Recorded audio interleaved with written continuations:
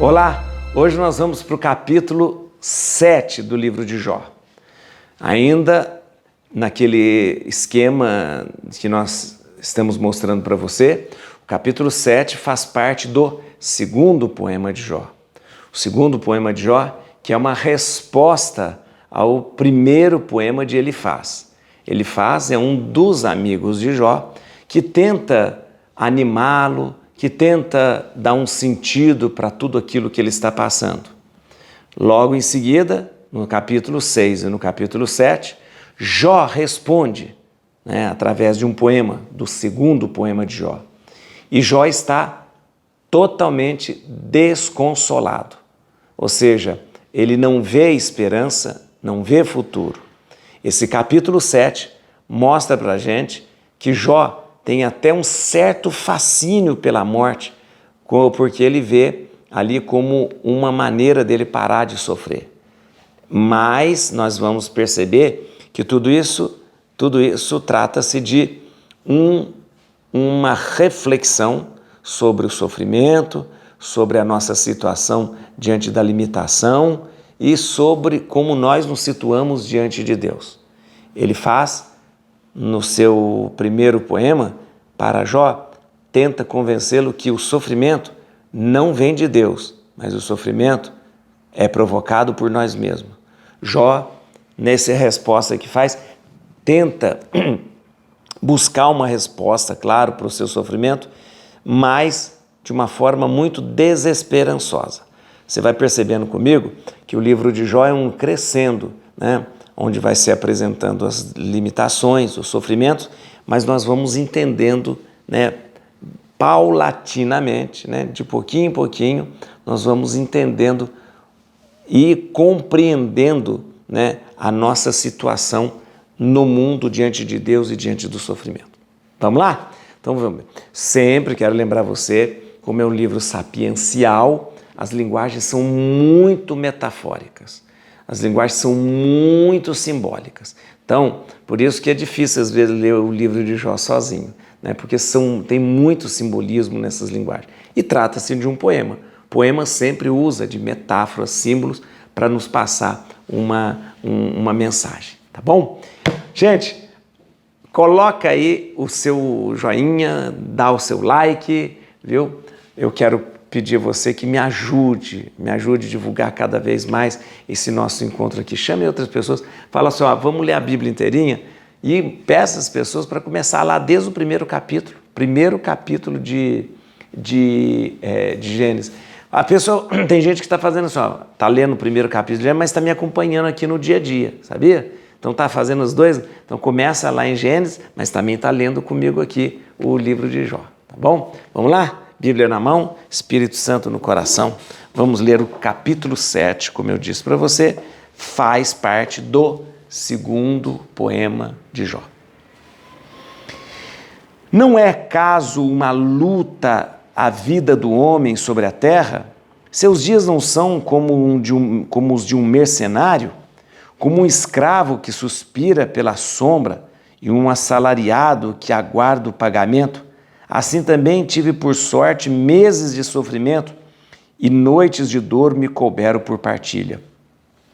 Apenas me deito, digo, quando chegará o dia? Logo me levanto, quando chegará a noite? E até a noite me farto de angústias. Minha carne se cobre de podridão e de imundície, minha pele racha e supura. Meus dias passam mais depressa do que a lançadeira e se desvanecem sem deixar esperança. Lembra-te de que minha vida nada mais é do que um sopro, de que meus olhos não mais verão a felicidade. O olho que me via não mais me verá. O teu me procurará e já não existirei. A nuvem se dissipa e passa. Assim, quem desce à região dos mortos não subirá de novo. Não voltará mais à sua casa. Sua morada não mais o reconhecerá. E por isso não reprimirei minha língua, falarei na angústia do meu espírito, farei queixa na tristeza da minha alma. Porventura, sou eu o mar ou algum monstro marinho para me ter exposto um guarda contra mim? Se eu disser, meu leito me consolará e minha cama me aliviará? Então me aterrarás com sonhos e me assustarás com visões. Preferia ser estrangulado antes a morte do que meus tormentos. Sucumbo, deixo de viver para sempre. Deixa-me em paz, pois meus dias são apenas um sopro. O que é o homem para fazeres tanto caso dele? Para te dignares ocupar-te dele? Para visitá-lo todas as manhãs e prová-lo a cada instante? Quando cessarás de olhar para mim, sem dar-me tempo de engolir minha saliva? Se pequei, que mal te fiz, ó guarda dos homens? Por que me tomaste por alvo e me tornei pesado para ti? Por que não toleras meu pecado e não apagas a minha culpa? Eis que vou logo me deitar por terra, tu me procurarás, já não existirei. Muito bem, Jó continua com uma certa noção equivocada de que o sofrimento que ele vive é causado por Deus. Então isso é muito importante da gente refletir neste capítulo.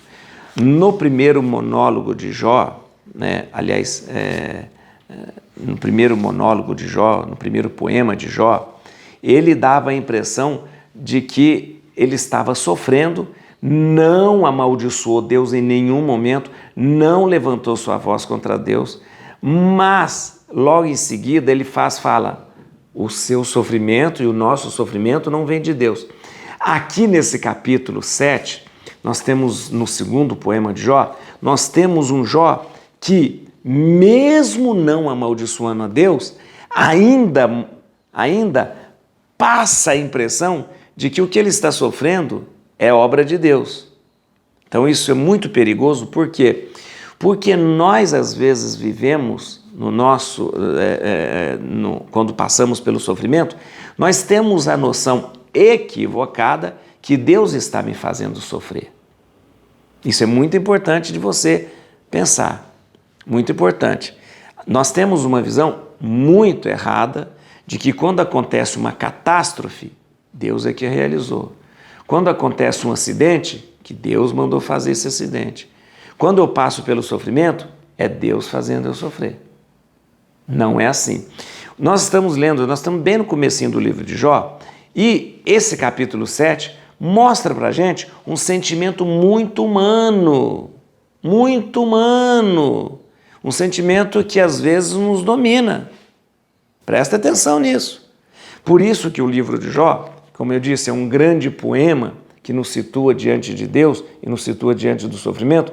Por isso que o livro de Jó coloca na boca de Jó o sentimento comum de todos nós, de dizer, meu Deus, tira minha vida, você está me fazendo sofrer, meu Deus, é melhor que eu já estivesse morto, meu Deus, é melhor que eu já não vivesse essa vida. Então, nesse capítulo 7, a gente está vendo aqui o que é senso comum entre nós. E volto a dizer para você, cuidado com esse pensamento. Cuidado com esse pensamento de atribuir a Deus os seus infortúnios, a sua miséria, a sua dor, o seu sofrimento. Cuidado, que isso é muito comum, tão comum que Jó apresenta-se dessa forma. Mesmo que ele o seu amigo tivesse dito para ele antes, não, os sofrimentos não são produzidos por Deus, mas os sofrimentos são produzidos por nós mesmos, né? Jó ainda tem esse senso comum, né, de que Deus está provocando isso. Nesse capítulo 7, nós temos três momentos bem definidos. No primeiro momento, Jó, ele vê a vida como uma obrigação de um mercenário. O que é um mercenário? O mercenário ele é pago para lutar, né? E o Jó faz uma comparação. Eu praticamente nós estamos aqui como um mercenário, tendo que viver, ou seja, sendo obrigado a viver, né? Então Jó não vê, na boca de Jó, é colocado um certo sentimento assim, de que nós estamos aqui vivendo não por graça. A vida não é uma graça de Deus, não é um dom de Deus, não é um presente de Deus, mas é uma obrigação. Cuidado que esse outro sentimento muito errado. Tem gente que não encontra felicidade na sua vida porque não assume a sua vida como um grande presente de Deus, mas assume viver como se fosse uma obrigação viver. Cuidado! Você está vendo que o livro de Jó está levantando muitos sentimentos que estão em nosso coração? Estão levantando para depois dizer, você não pode pensar assim. Mas o livro de Jó está aqui, fazendo brotar muito sentimento em nós. Olha, vou te dizer uma coisa, eu estou dizendo, Padre Juarez, você às vezes não encontra felicidade na sua vida porque você não vê a sua vida como um presente que Deus colocou diante de você, mas está vendo a sua vida como se fosse uma obrigação de um mercenário. Ou seja, fazer o quê? Tenho que viver, né? Deixa a vida me levar. Não é deixa a vida me levar. Eu levo e conduzo a minha vida com alegria porque eu a recebi como um grande dom, um grande presente de Deus. Muito bem. O outro momento equivocado que sai do coração de Jó é que há um certo fascínio pela morte. O que é isso? Jó começa a dar a impressão que seria melhor ele morrer do que viver sofrendo. Outro equívoco. Jó pensa que a morte será melhor porque vai acabar com o seu sofrimento. Não, não é isso. O sofrimento ele é para ser superado com a nossa vida. Né? Então Jó, você está vendo, está entendendo, né? Esse segundo poema de Jó está levantando pensamentos, situações, sentimentos muito comuns a nós, para depois a gente entender que não é assim, tá bom? Então esse é o segundo equívoco, achar que a morte é a solução para o sofrimento. Não é. O sofrimento é inerente à nossa vida, não é provocado por Deus, faz parte da nossa limitação e somos nós que provocamos. Ora, se somos nós que provocamos, somos nós que vamos vencê-los. Então, o segundo momento desse capítulo é um certo fascínio pela morte. Dizer, meu Deus, seria melhor? Não, não é melhor morrer, é melhor superar o sofrimento. E um terceiro momento nesse discurso de Jó, é como se Jó desse a impressão de que Deus fracassou com ele. Mais ou menos que Deus fracassou. Olha para você ver. Esse é um outro grande equívoco, erro, pecado que nós cometemos. Por isso está sendo levantado aqui. Olha que coisa. Nós também às vezes pensamos que quando as coisas não deram certo na vida da gente, por causa de nós mesmos, nós dizemos que isso foi culpa de Deus, ou então Deus fracassou naquilo, né? Ou seja, a gente sempre tende a tirar a nossa responsabilidade e colocar na responsabilidade de Deus. Então, resumindo, esse capítulo 7, ele traz 3 pensamentos equivocados que saem da boca de Jó, que depois serão explicados. Primeiro, a vida não é uma obrigação, ou seja, o pensamento aqui é visto como a vida como uma obrigação de um mercenário. Não, a vida é um dom de Deus. Segundo, é que há um certo fascínio pela morte, como se a morte fosse resolver problema. Não, a morte não resolve problema. Nós resolvemos com a nossa vida os problemas, viu? E o terceiro pensamento que sai aqui da boca de Jó é que como se Deus tivesse fracassado no seu intento. Ou seja, isso é errado, porque nós estamos atribuindo o nosso fracasso a Deus. Tudo isso é colocado na boca de Jó para que a gente possa entender depois que esses pensamentos, embora comuns entre nós, eles estão errados. O próximo capítulo será, mais uma vez, um outro amigo de Jó querendo trazer para ele o consolo. E neste diálogo de Jó e seus amigos, nós vamos encontrando sentido para o nosso sofrimento, encontrando uma resposta para como nós nos situamos diante de Deus. Et crucem Domini, fugit partes adversa. Vici teleu de tribiuda, radices Davidi. Aleluia.